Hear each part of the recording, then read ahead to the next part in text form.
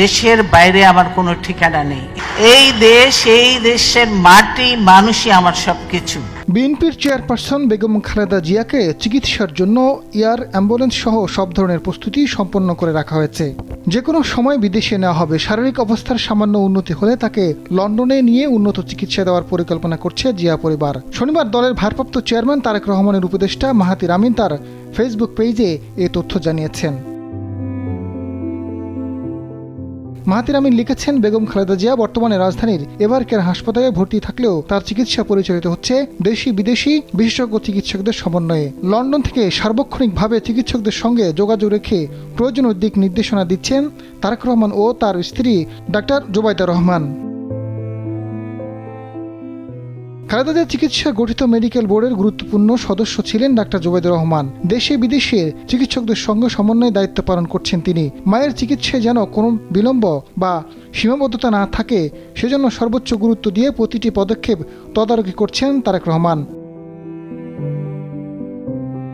Mahathir আমিন জানান, খালেদা জিয়ার কিছুটা উন্নতি হলে তাকে লন্ডন নেওয়ার প্রস্তুতি নেওয়া হচ্ছে। এরই মধ্যে লন্ডনের সেই হাসপাতালও চিকিৎসকদের সঙ্গে যোগাযোগ করা হয়েছে, যাদের তত্ত্বাবধানে চলতি বছরের শুরুতে 4 মাস চিকিৎসা নিয়েছিলেন খালেদা জিয়া।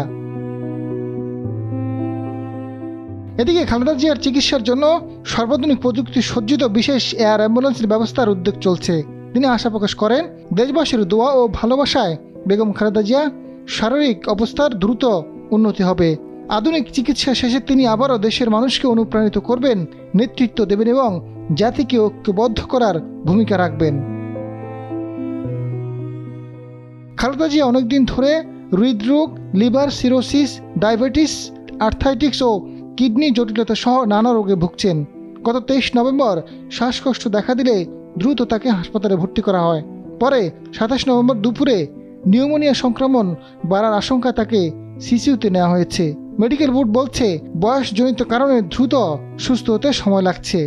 সিসিইউতে নেওয়ার পর বেশ কিছু পরীক্ষা নিরীক্ষা করা হয়েছে। লন্ডন থেকে ডাক্তার জোবাইদা রহমান এবং যুক্তরাষ্ট্রের জন হপকিন্স হাসপাতালের বিশেষজ্ঞরাও ভার্চুয়ালি বোর্ডের আলোচনায় অংশ নিচ্ছেন। আজাদ ফারুক, সময়ের আলো।